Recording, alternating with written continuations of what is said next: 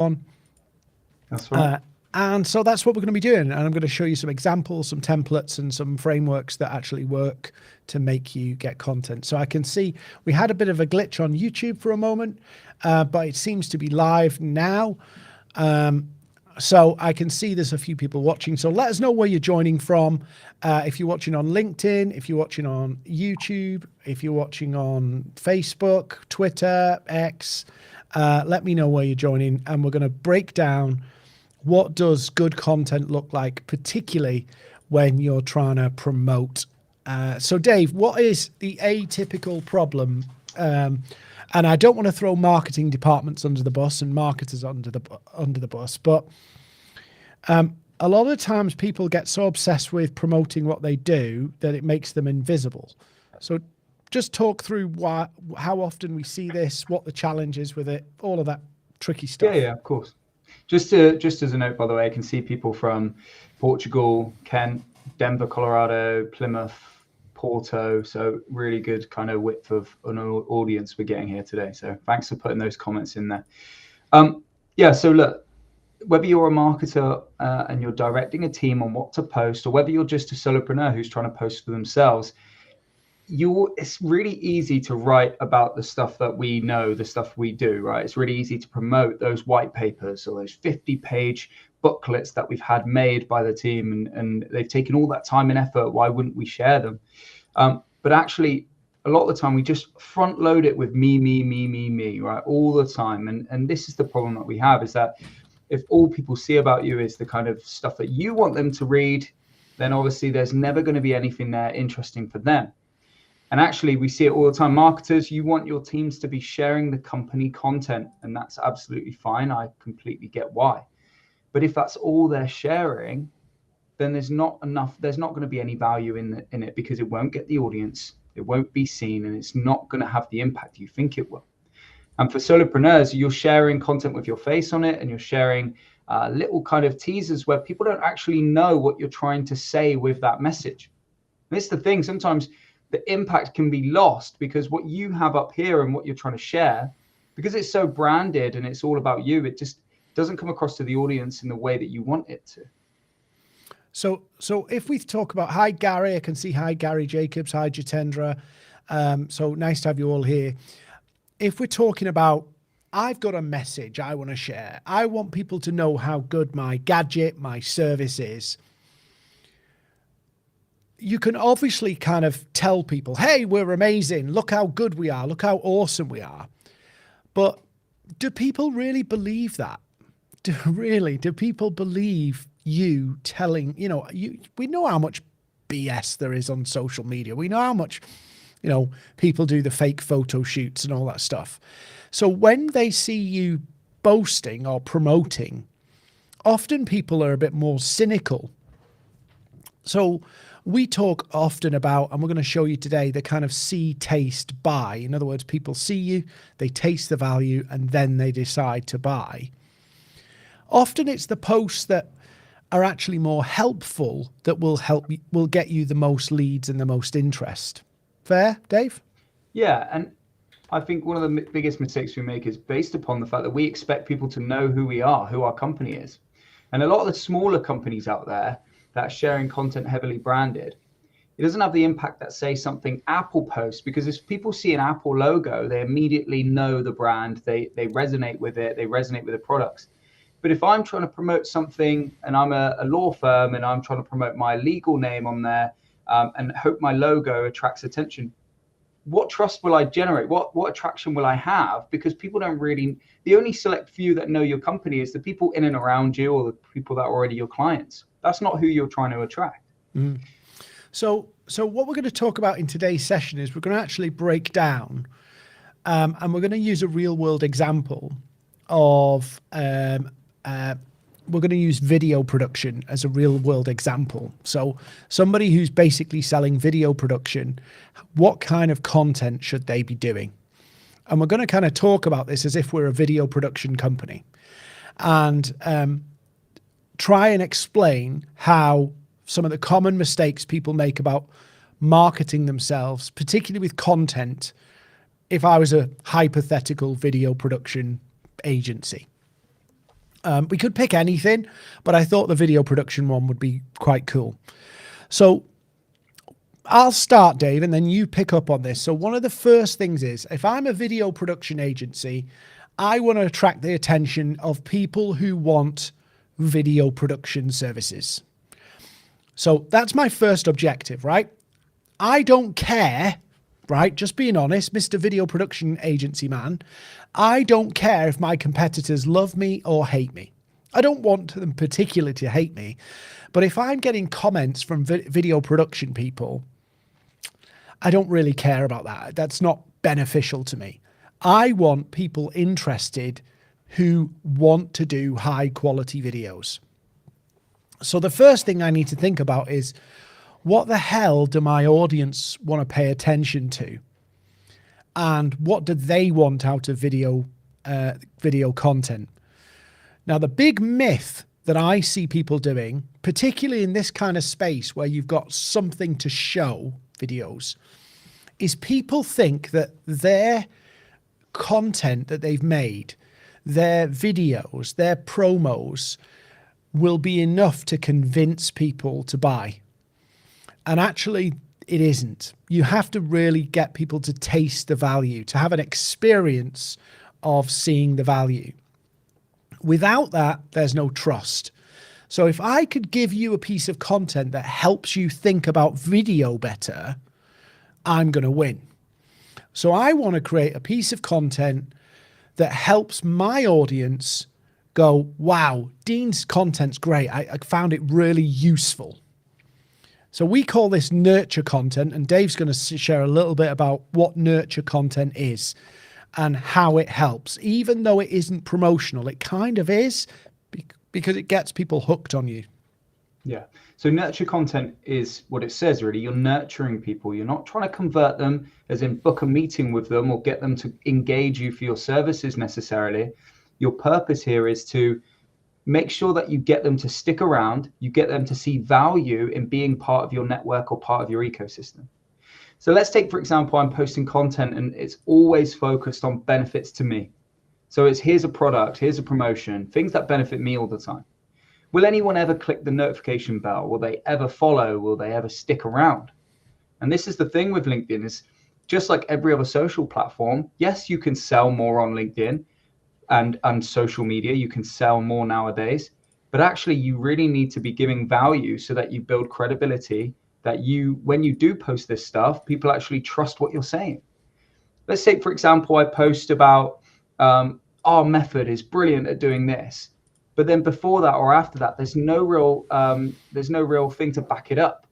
But if I had a nurture post in there, which is saying 5 ways that you can do this, or 5 websites you can use to achieve this, people are gaining real value for being part of my network. They're going, wow, they've provided me with those 5 links to 5 useful sites that actually I can implement now. What does that mean for me? Well, the reason it nurtures them is, 1, they see value in being there, so they click follow, they stick around. But actually what I'm gaining is they're going to gravitate back to me should they need a solution, because they're going to see me as an expert based upon the fact that I'm giving away my expertise. Right, Dean? Yeah. So nurture content is primarily about, what do we know that helps people get to the outcome they want? And this is where it gets really tricky. So I want the world to know we're awesome at video production. You know, Dean's got video production hat on today. I want the world to know we're awesome at video production. That isn't something people pick up off one post, right? That isn't something people pick up off one wow video that's amazing. It's something that people start to believe through multiple touch points. So if I'm looking at my audience and going, I want them to know that I'm the go-to person to solve a problem, but for awesome video production, I have to give them tips and advice and helpful information that helps them see internally, not see with their eyes, not be told, but to almost put the puzzle together that I'm the best person at this thing. And that's something they have to experience.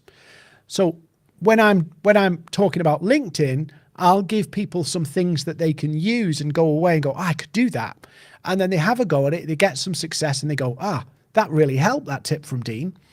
So I'm helping people get the perception and understand that I'm good at that particular thing. But the other part of this is nurturing to what? Nurturing to what? What do they want to achieve? And every bit of nurture content we create, so that we don't make that propaganda, so that we get a focused audience on a particular thing, is, let's say I'm creating video content for TV commercials. I need to link my expertise, my nurture content to my offer, my TV commercials. So that even when my nurture content isn't promoting, it's not saying buy my stuff, people get the picture, they help with TV commercials. Imagine if I decided, now most of you will know me as for social selling and LinkedIn, but imagine if one day, for the next 3 months, I decided for the next 3 months, every day I would talk about a different social media channel. Would you know what my expertise is? Or would you go, he's that social media guy, but I'm not really sure. Is he good at TikTok? Is it Instagram? Is it LinkedIn? So I'm focusing on one particular topic, but also I don't help people get jobs on LinkedIn. I help people win clients. So everything I'm doing is focused on, firstly, the topic, the outcome, my expertise, my offer, what I'm selling. And I link those two together to create the nurture content. So what's practical and helpful that links to our offer and links to the topic we talk about. That gives us nurture content. And that content helps people, as Dave said, that kind of content helps people stick around. And today's session, I'm going to show you 3 types of content. Rather than do propaganda, there's 3 types of content you can do. Nurture is really important because that one really gets people to appreciate you, right? And to see the value in working with you and elevates you in their minds of where you sit in the pecking order of, are you good, bad, or ugly? So nurture content is really about value. We'll come to the convert content last. But Dave, do you want to just talk about attract content and its purpose and how that fits with everything that people might be doing on their company page or their profile? Yeah. So the focus, obviously, attract content. I mean, nurture content is the value add, and then you've got the convert content, which is obviously how you convert your traffic. A lot of people are already posting convert content, which is why we're saving that till last. But the attract content is what basically attracts your audience to you in the first place. Let's say, for example, your profile right now is full of your own personal content and it's all about the company. You're probably pitching to, or you're probably putting that out there to next to no audience. It's probably a minimal audience. What the attract post does is it actually brings an audience to your profile and then allows you to put your other pieces of content to that audience. So an attract post, the value of an attract post is about engagement, about visibility, about longevity. So think about a post that you see that doesn't really have a relevance to what people are selling, but does have high impact, does have high energy, does have high engagement, gets a lot of likes, gets a lot of comments, and really triggers that algorithm of social media. And actually what it does is just attracts people to the profile. So you'll see a post that goes viral or a post get a few thousand impressions, and all of a sudden you'll start to see the rest of your content start to perform better. It's the post that we're all searching for, but the post that we're not actually putting out there. So the attract content is the easiest to engage with, the least promotional, but actually gives you a flavor of who the person is or who the company is.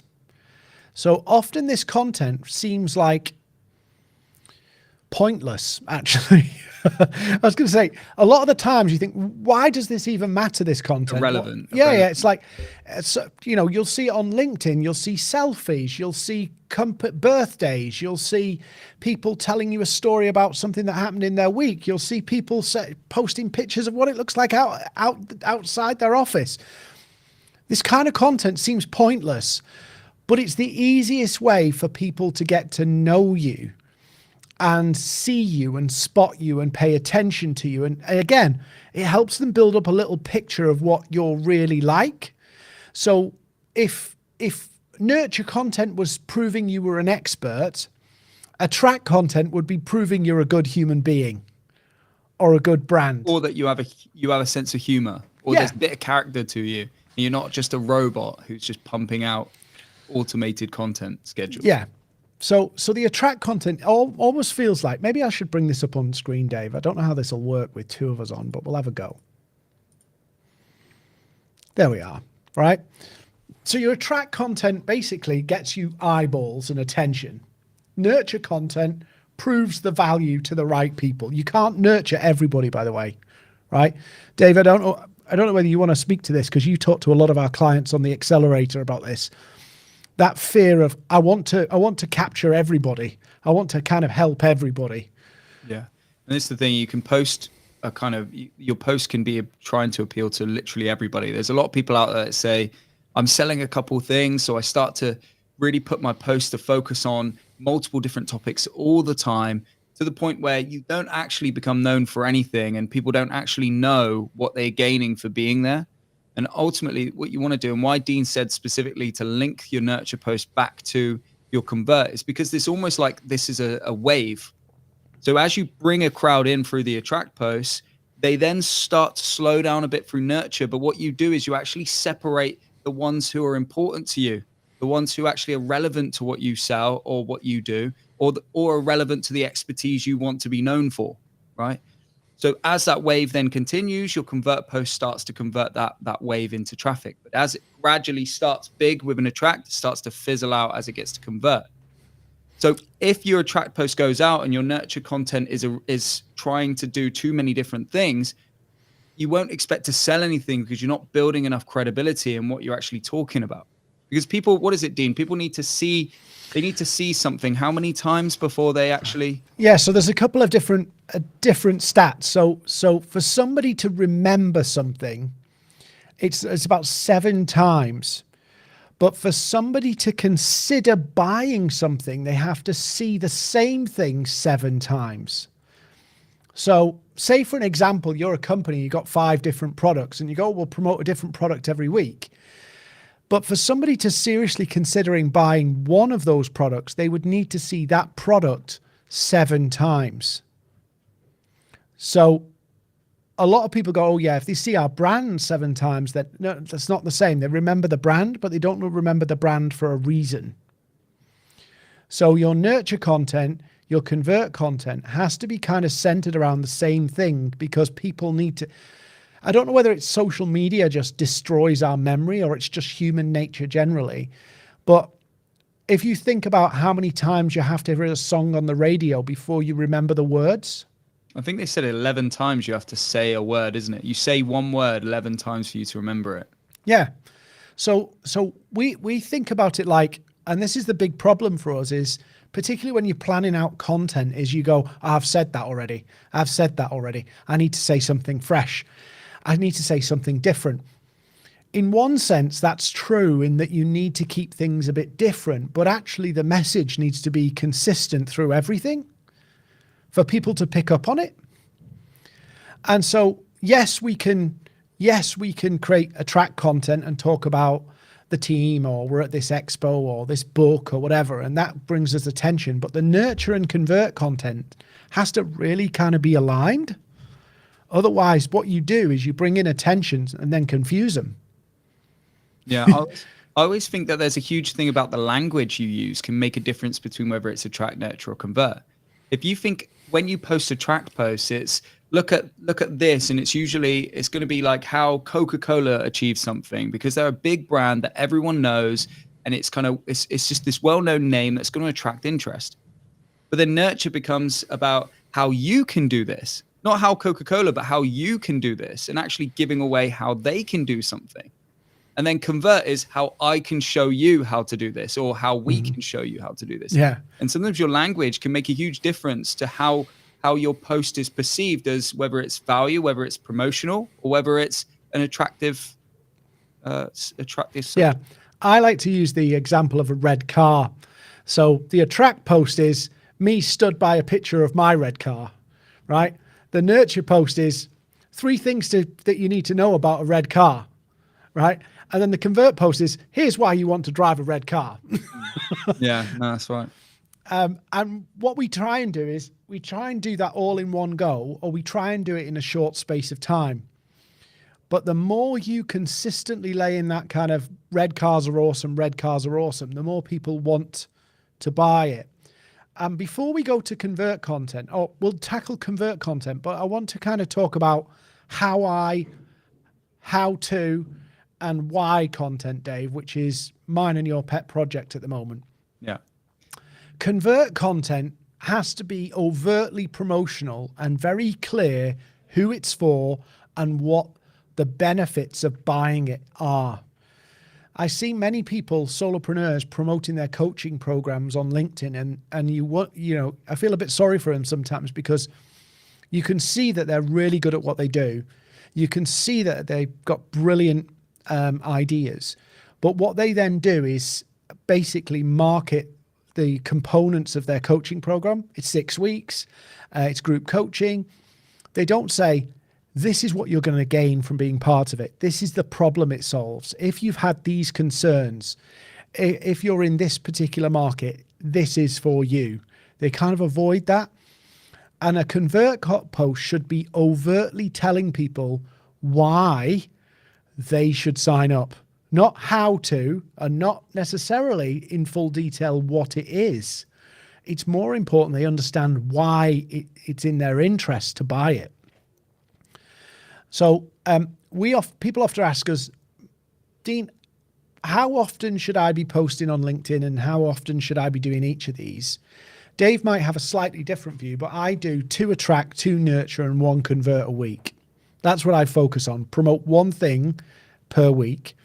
So I do 1 convert post, 2 attract posts, 2 nurture posts. I post more than that, but you get the gist of it. That's the sequence that I run. And my convert post is no holds barred, go for the jugular. This is why you need it. Go for it. Dave, what's your take on it? So I think for most people, they're going to be looking to get to 3 posts a week. If you're looking at 5, then great. Like, you're one of the champions on LinkedIn, but it's very unlikely. So if you can get to 3 posts a week, you have your 3 posts just right there. And that's a great starting point for those of you who don't post regularly, but are looking for a reason to. You've got on a Monday, you could post, on a Friday, you could post an attract. Then on a Monday, you post a nurture. On a Wednesday, you post a convert. And actually what you're doing is, one day you build that audience, a couple of days later, you nurture them through this process. And then the next day you convert them, right? You've got those 3 posts. You can then start to add in a bit more attract, a bit more nurture, just to add extra qualification, add extra value, and add extra, like magnetizing those people to your profile. So if you can get to 3 times a week, obviously that's going to be a huge step from where some people are right now. A lot of you aren't even posting out there, I'm sure. But actually, just this should give you that kind of process of, okay, well, today's attract. This is what I'm trying to do. This is what I'm trying to achieve. This is how I come up with a post. And we've put some examples here. You've got motivational posts, so giving people motivation. Humor posts, showing people things that you find funny. Dean loves posting a meme. A lot of people are against it, but Dean loves doing it because it shows his humor. It shows the level of, it shows you how friendly he is on LinkedIn. And this is a key thing that I hope we're going to get to, is that what you're doing is showcasing something about you that gives your audience a reason to buy from you. And Dean made a good point about the convert post being all product focused and benefits focused. And it's actually, people are buying, a lot of the time, people will buy because you like walking the dog, and actually they have a dog that they're crazy about, and you like the sort of person they would do business with. And you've triggered their interest with one statement in your content, but the dog thing has actually made them want to message you. You'll be surprised at how much of an effect your other content will have. Your convert content just needs to be very clear and practical about what it is that they gain and what the dream is. And you look at most kind of good sales approaches, they're short, they're snappy, but they're driven by research. They know what the challenge they're solving for people. They know what solution they're providing. They're not trying to list 15 features and benefits of their service, hoping that people will buy. because they're not competing. They're just going, I know what you need. Here's what you need. Let's have a conversation. Yeah. So I'll give you another example. You know, if I was selling, let's just do mobile phones because it's an easy one, right? So your attract post could be literally telling people about the first mobile phone you got, right? So that's an attract post. And you could take a picture of, this is the first mobile phone I got, right? Because I'm selling a mobile phone. The nurture post would be 5 productivity hacks for using this mobile phone. And then the convert post would be literally why this phone will make your life better, and explain physically why this phone will make your life better, which they can click through to read a landing page or whatever. But we come to something really important, which I wanted to cover today, Dave, which is how to, how I, and why content, because they're very different. And I want to kind of tackle how to, how I, but I know you want to kind of talk about why content. Mm-hmm. So just tell me about, you know, we always talk about what, why, how. Well, I have to got myself tied up. Why is why content better than how content? So why content isn't necessarily better for your audience, but it is much better for you, especially the ones that are worried about giving away too much. And that is because the why content actually is the wow content. It's the bit that makes people go wow about you. And actually, we could deliver today absolutely nothing of substance of how to perform something. Our problem is we like to give away too much how, as you'll probably see. With examples, we're all about the how, but actually the why content is really important because you can make people go wow without saying how, right? And this is a big thing, is that you will react the same way if we just talked about why something's important rather than having to tell you how to actually do it yourself. And this is the thing that people have to see with their content is if you want people to go wow and really see that value, you have to talk about why it's important for them and them specifically. So if you're looking to generate leads, I could say, look, you can generate leads by going on LinkedIn and posting a lead magnet, teasing it for a content piece, but it's kind of too detailed that actually people, they kind of lose the energy and the engagement in what I'm saying. But if I tell them why they should do that, why they should do that part of the process, people start to immediately from the first sentence are seeing the importance of them doing it. So they feel more motivated, which is strange. So actually start to think about how you can explain why it's important for them specifically, rather than just telling people how to do it. Because again, for me personally, if people are saying how all the time to me, they're assuming that I'm struggling with something specific and they know what it is. So if they get it wrong, it looks worse for them because I won't necessarily resonate. Mm-hmm. But if they say why it's important, they're actually getting me excited about what the outcomes could be and making me feel like I want to achieve that. So, Dave, I'm just going to do this as an illustration because I know a lot of people will get tongue-tied between why and how, right? How to buy this book, how to get this book is tutorial, it's step-by-step, this is what you need to do. It's a bit more complicated, right? Yes, of course, you can do a summary, go to Amazon, search it up, buy the book. Oh, that was useful. I now know how to buy this book. But I still don't know why I should. So, Dave, just translate that again into a content piece of going, how do I make why valuable? Yeah, so you give them the instructions, and look, when you're selling a strategy, the instructions can be important in allowing someone to see it, but that's almost what they need to see on your sales call or on your pitch, right? They don't need to see that to create curiosity or on that first point of contact. Why the book's important is about going specific and saying, actually, the only reason they're going to buy the book is because, one, they're interested in reading it. At the moment, if I'm telling them how to do something, I'm not creating enough interest. So I'd say why the book's important for them. Well, actually, on page 3, what you'll learn about the specifics of this. And that's important because that will give you this outcome. Yeah. But say, why do they want the book? Well, the book will actually give you the ability to put this into practice. Will give you the ability to run a marathon in 6 days rather than 6 weeks. People actually get excited by that, and then they want to know how. So what do you think they do when they want the how? Yeah. They come to you and they ask you, how do I do this? So if people really are bought into why they need something, the how becomes the practicalities.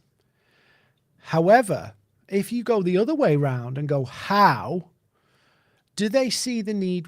How do you make the why? It's easier to sell how off why than it is. I know we're getting tongue-tied here, right? But it's hard to give how and sell why. It's much easier to sell why and then how.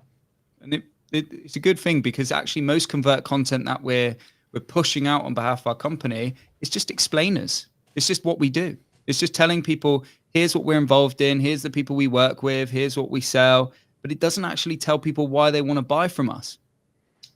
And that's the point we're missing, and with a lot of our content, and why a lot of these webinars and a lot of the activity that we do, and why we're saying about the collateral being changed, is actually you've got a brochure there with some really good bits.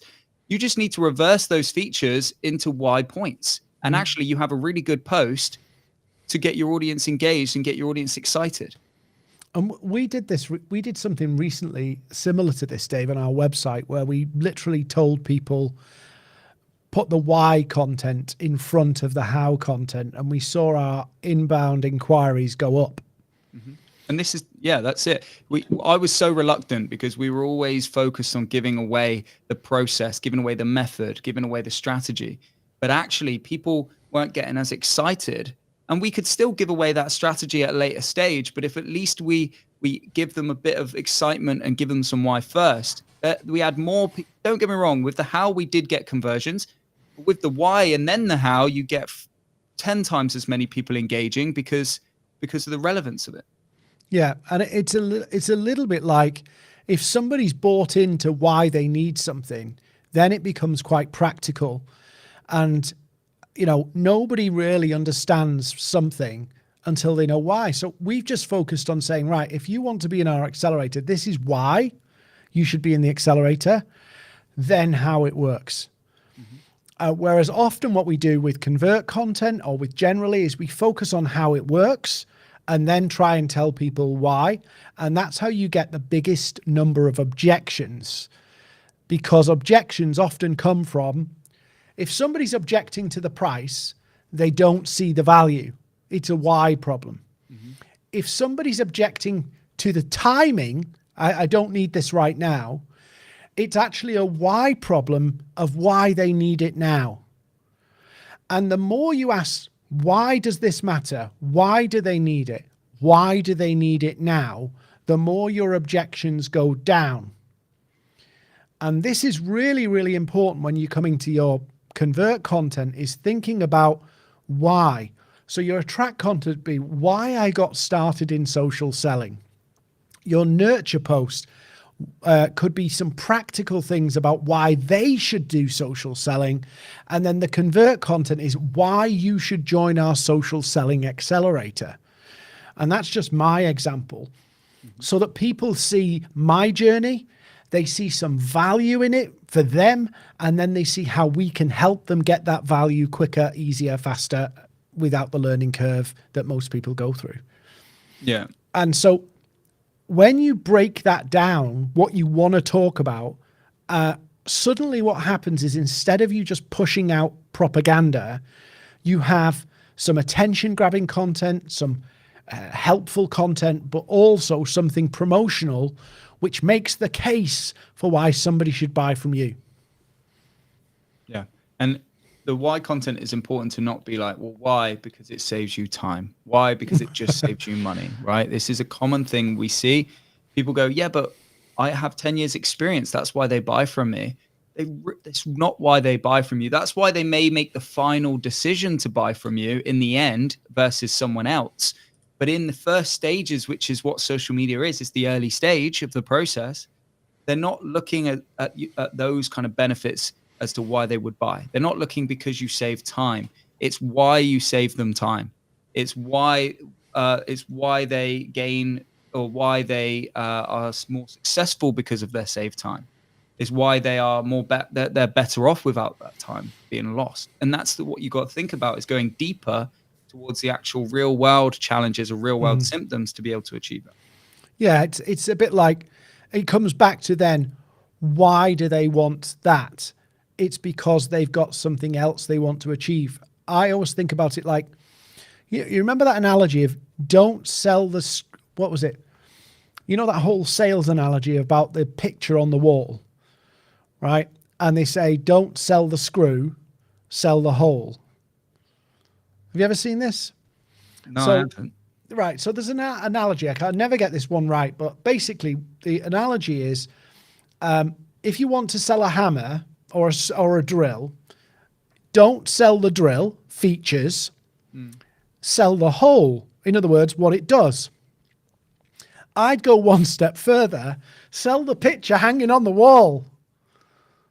Yeah, that's what people really want. So you have whatever you're promoting and however big your business is, solopreneur or multinational, you're selling a drill.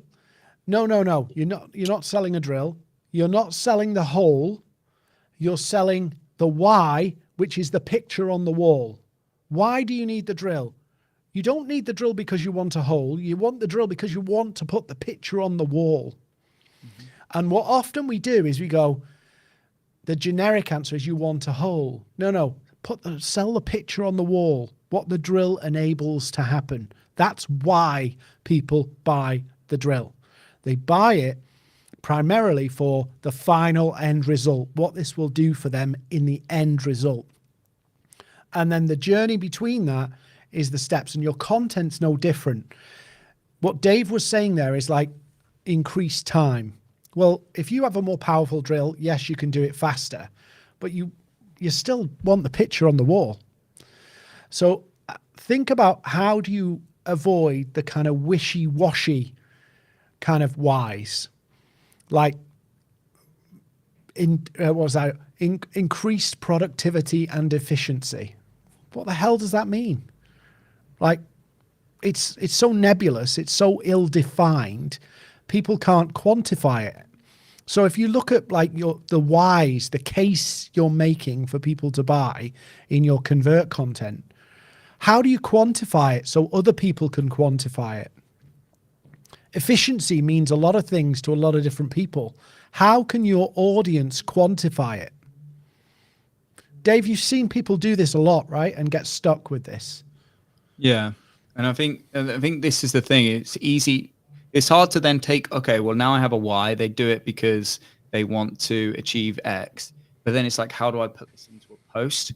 And that's why these things are so important, because like I said, you just have to talk about them from a client experience or talk to them from your experience.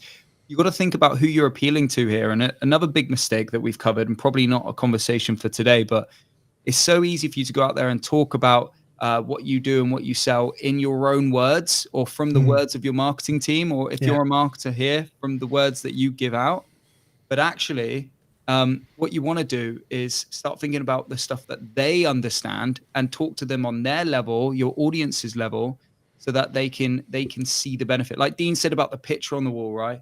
You're not telling them the features that the drill has a 50-watt battery with 16-ounce and all of this stuff, because actually all they care about is the benefit, the value at the end. So you need to talk from that point of view.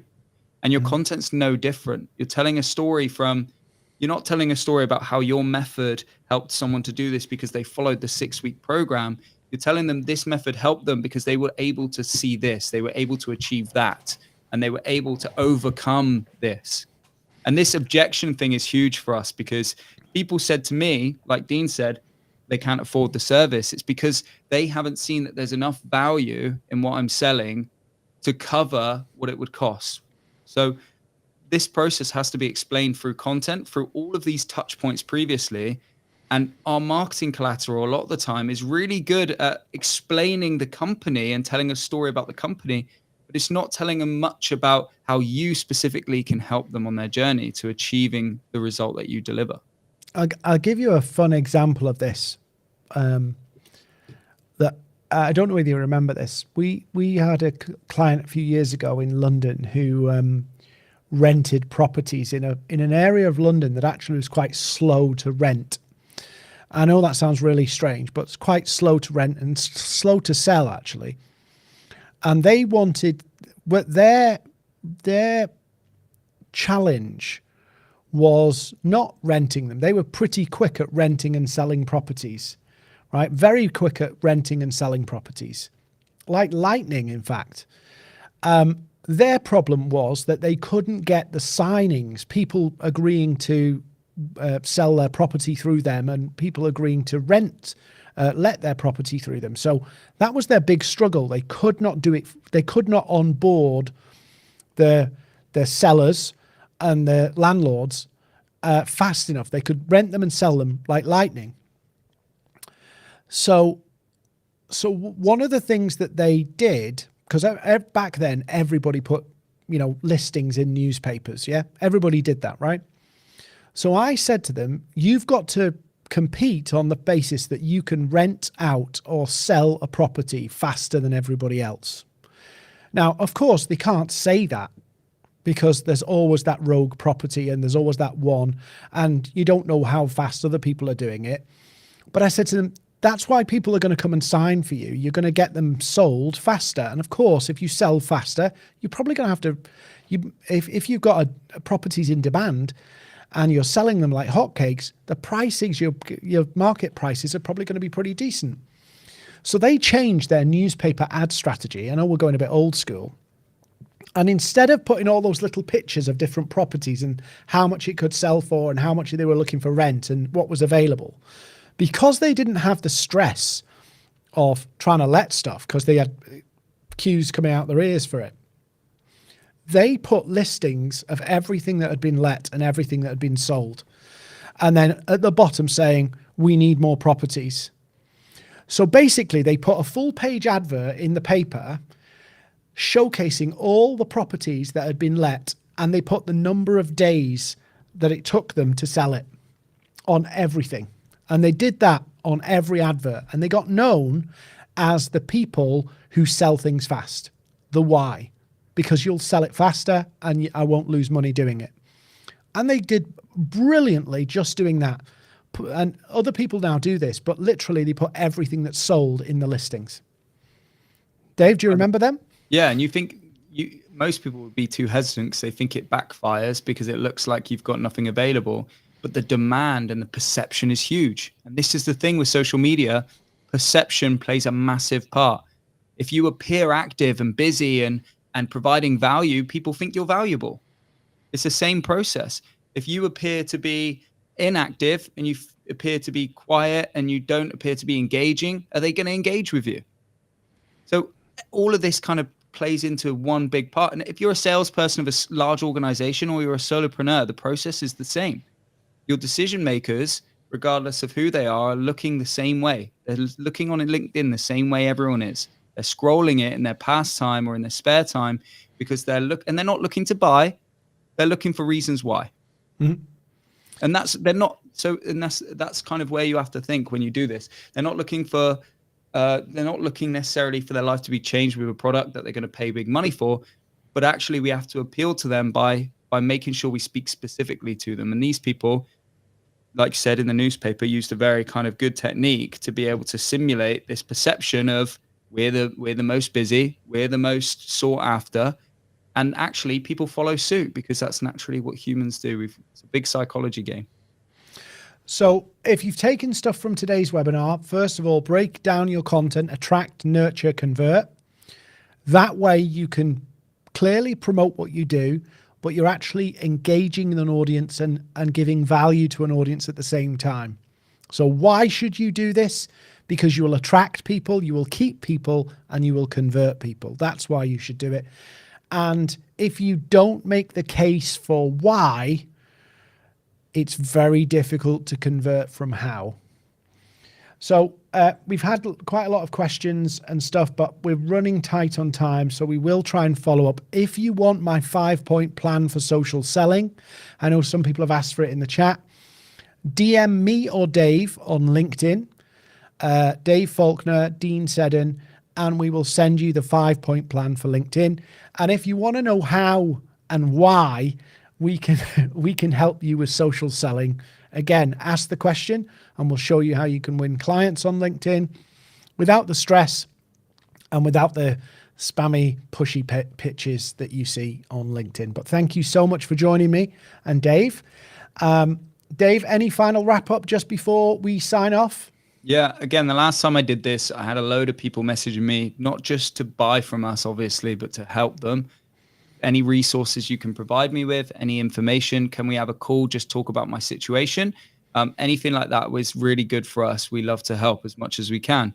The calls is where the how comes out. So if you want to have the how conversation of how do I put this content into practice? How do I build some of these content pieces? I'm struggling. I know roughly I have the attract, nurture, convert, but I need to know how to actually build this content. Let's have a conversation. There's no obligation, but at least I can tell you a bit more of the how on those calls. If you do, Dean, 5-point plan, please message me. Please message Dean. 5-point plan, it is a really good resource. So make sure you message about that. And yeah, make sure you tune into our webinars every week. We're going to be doing this. Dean does audio events every other week and webinars every other week. So make sure you tune into the next one. And thanks for your questions. I'll follow up with you shortly. It's been great to